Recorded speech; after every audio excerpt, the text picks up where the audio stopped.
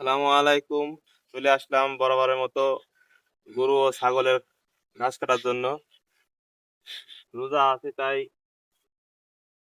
ইফতারির আগেই চলে আসলাম। ঘাস মাস কেটে চলে যাব।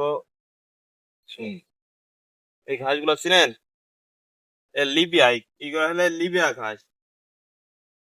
এগুলো গরুতে খুব ভালো খায়।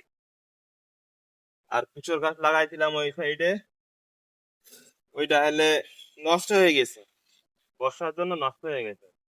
আর যেগুলো লিবিয়া ছিল এগুলো বেঁচে আছে।